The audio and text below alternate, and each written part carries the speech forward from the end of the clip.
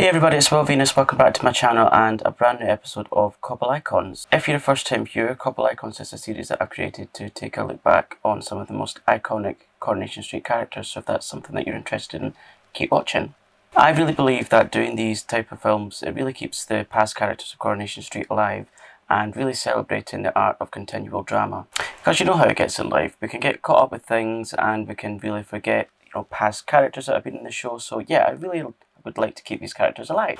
Okay, so you will have seen by the title and the description that the character we will be talking about today is Mel Hutchwright, who was played by the amazingly talented Sir Ian McKellen. The character of Mel Hutchwright was introduced to Coronation Street in May 2005, actually it now is 16 years ago. So almost to the very day he was first seen on Coronation Street. The character of Mel would go on to appear in 10 episodes of Corrie as an accomplished author, or so it would seem.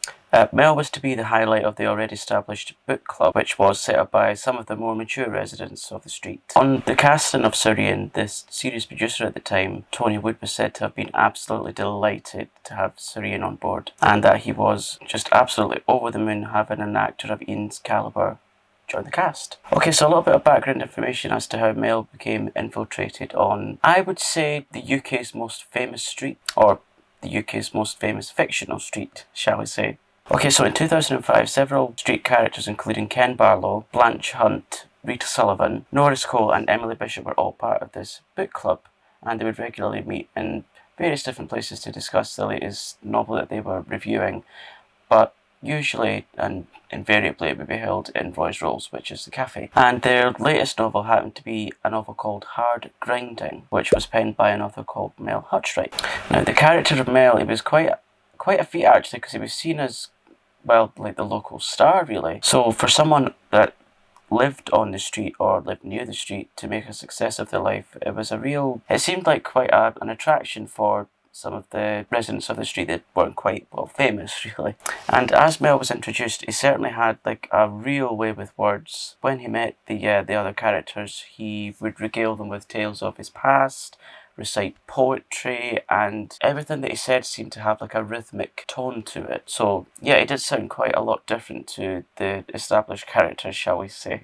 And yeah, the other characters were just completely taken away by the way his imagination worked, and like I said, the way that he spoke, the way that he just generally came across, because he was very different to anything that anyone else had ever seen. And because he was entirely different to anything the street had ever seen, in my opinion, he didn't really quite fit in with that bunch of people, which is quite ironic really, since this is Ian McKellen we're talking about here, a world famous actor, very talented man. And so yeah, the book club members, they're holding this meeting, and one day they think, well, why don't we invite an author? And to their astonishment, Mel Hutchwright agreed to come along. And when he did eventually come along to meet them, they were just completely starstruck. And I mean, I can relate to this actually, because I felt really starstruck when I met Martina Cole at a book signing. So yeah, I definitely know that feeling. And so the impression that they got from Mel when they met him was that he was a bit of a struggling writer at that precise moment in time. He was kind of finding it quite difficult to get the fame and acclaim that he felt that he deserved. And so when he told this to the book club members, they thought, okay, well, what can we do? What can we do to help? And different and various ideas started spinning around as to how they could help him. Now, whilst most of the book club were really impressed by Mel, there was one that wasn't quite taken by him, and that was Ken Barlow. Yeah, he wasn't really that keen on him, and I think that Ken felt a little bit disappointed, because I suppose it's like when you think about meeting one of your idols, if they don't quite match what you thought they were, it is a little disappointing. I mean, not that this has happened to me yet. I would like to meet some famous people and some people that I hold in high regard, but I really hope that if I did meet them, then they would meet my expectations of, yeah, what I imagine they're like. And so after this meeting, naturally, after meetings and occasions and things, what is the one thing that anyone in Corrie does? They go to the Rovers for a drink. And so all of the members, apart from Ken, are wanting to know everything about Mel, all vying for his attention, and you're just kind of wanting a piece of him, really, because like, oh, there's this really famous author that's came to see us, of all people, and yeah, they were just really interested in him. During this gathering, Mel explained that he was experiencing a bit of writer's block. Now, for those that don't know what writer's block is, I've actually experienced this when I was writing a novel way back in the day. Writer's block, it's when you feel like a real lack of inspiration, or like the creative juices aren't quite flowing, you're kind of stuck, really. You're really stuck, and the clues in the title, really, you find a block with your writing. But after this meeting, miraculously, Mel says to the book club members, you know, this meeting's been really useful. I don't feel that I have writer's block as much, but I know from personal experience, and I suppose it's different for all writers, you don't really cure your writer's block quite as quickly as that. It's not like an instantaneous thing you can achieve. It takes a little bit more time than, say, an hour. And with this newfound inspiration, Mel says to everyone in the book club, okay, what I'm going to do is, as I've found a lot of inspiration, I'm going to stay around here in Weatherfield to write some of my novel. And of course, when he says this, the residents are like, oh wow, he's going to stay around here to write the novel. Well, we can help him, we can kind of find out what he's writing, can we maybe get a little bit in the novel, or, you know, all those kind of things that kind people say to encourage someone. He does say that he doesn't actually have an ideal place in mind to stay, and so what happens is Norris Cole offers Mel lodgings at number 3 Coronation Street with him and his landlady Emily Bishop. Okay, so this is where it gets a little bit more intriguing and a little bit, I suppose, in the viewer's opinions, a little bit angry. Mel was actually a con artist, he wasn't an accomplished author. And of course this was completely unbeknown to all the book club members, because if they knew that he was a con artist, then, you know, they wouldn't be giving him all their time and kindness and, you know, things like that. And whilst he's staying at number 3, Mel just milks it for all it is, really. He takes anything he can get, be it attention, money, food, shelter. Yeah, just milks it. Yeah, so he got free bed and board, the lot. Now, as his character developed over the 10 episodes that he was featured in, you could start to see that something wasn't quite right with him. He wasn't being quite as genuine as he started out, shall we say. And as the episodes progressed, the mask started to slip, shall we say. Now, a couple of episodes in, Mel actually convinces Audrey Roberts to go out for a meal with him. Audrey is one of these characters after her husband Alf died. She's always the one that's constantly looking for some excitement and, well, romance, really. And so Mel just kind of fits the bill, really, for Audrey. Yeah, and so they both go to a restaurant called the Clock Restaurant. And so they have a nice meal, and the drinks are flowing, and they both get a little bit tipsy. Okay, so sounded rather English there, So we know that Mel is a con man, and what do most con artists, shall we say, want? That would probably be either money or, you know, materialistic things. So yeah, that's their main objective, to get money and things off of people. So with that in mind, Mel has absolutely no intentions of paying the bill as he said he would. But this next thing that Mel does, actually, it's a little bit, actually it's not a little bit, it's quite low. What he does is, in order to persuade Audrey to pay for the dinner, what he says to her is, because by this point they've really got talking and got to know each other, and Audrey's obviously mentioned her husband that died in 1999, Alf. She's mentioned this to him, and Mel says he will base the hero in his novel on her dead husband Alf, and I think that's a really low thing to do.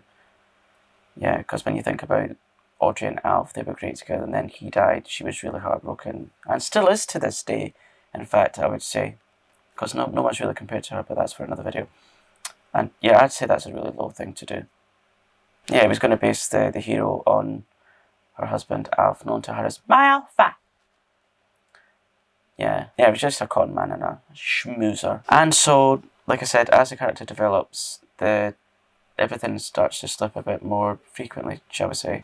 When questioned about why do you not use a typewriter or a computer or have a notepad even to do all this writing that you say you're going to be writing, he says, well, I don't actually write, I just use a dictaphone.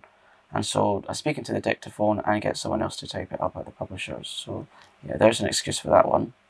Again, following the theme of con man, excuses, never any valid reasons. Yeah, and the character of Mel seems to have quite an eccentric and grandiose ideas and mannerisms, really. Could this just be the values and mannerisms of an eccentric writer? Could it be in something entirely different? Well, we know it's something entirely different, but I think he was just playing on what could be an eccentric writer. And like I said before, the members of the book club, they were just trying to encourage him and like give him everything that they could to, yeah, just to help him get the creative juices flowing. And Norris Cole, who worked in the cabin at the time, I think he still does. I think he's a co-owner, but don't quote me on that because there's been many different owners of late. He gives Mel this really nice and expensive posh writing paper. And yeah, so all people seem to want to do is just shower Mel with all these expensive gifts and aids to try and help him with his writing career, which is really nice, but for a viewer's perspective, you're like, no, you're being conned. And so on the Friday the 13th of May 2005, there's a date.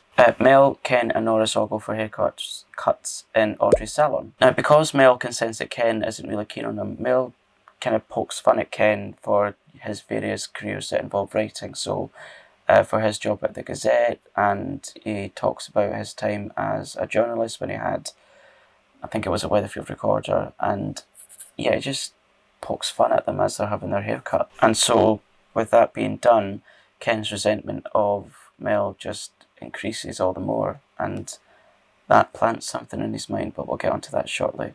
Now, on the 18th of May 2005, we really do see the true colours of Mr. Mel Hutchwright. He's seeing that he isn't getting what he wants from this book club quick enough, and so when he is staying with Emily, he plans to steal and sell some of her most valued ornaments. Now, as he's doing this and starts to put the ornaments in this bag that belonged to Emily, Norris bursts in, and of course, you know, Mel needs to backtrack, put things back to where they were, and he had to also explain why he had these bags in front of him. Now, to Norris, this kind of indicated that Mel was leaving, and so Norris had to say all he could to stop Mel from leaving because of what the celebrated author that they just want to spend a lot of time around. Now, as Norris bursts in, he starts to say, look, you can't go anywhere because there's a gunman on the loose, but that's a completely different story for another time. If you want me to cover it, I will. Just let me know in the comments. And he also says, look, you don't need to go. You know, we're actually going to raise some funds for you. And so what they were planning to do is raise money so that Mel could have his book published. And so when they both calm down a little bit, Mel puts the ornaments back in place because he knows he's got this money that's possibly coming his way, and that's the end of that episode. Now, later in that same week, Norris persuades each of the book club members to donate £200 in order to put this money together to have Mel's book called The Canary's Last Song published. But that didn't include one of the members, and that was, of course, Ken Barlow, because he just didn't like Mel, and he just refused, and quite rightly so. And I imagine as a viewer, you're thinking, yes, you're doing the right thing, Ken. Great.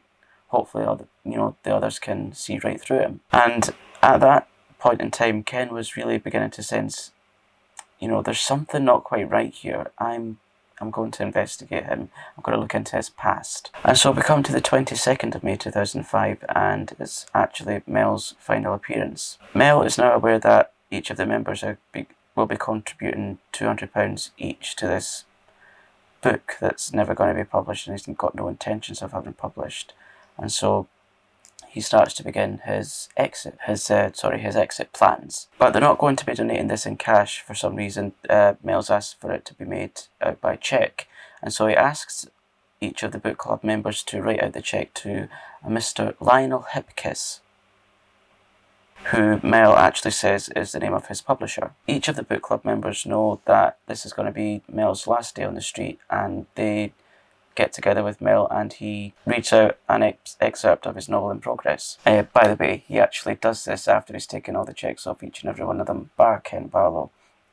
So yeah, I suppose this could be his way of saying thanks for the money, but I'm going to take it anyway, even though I'm not a real author.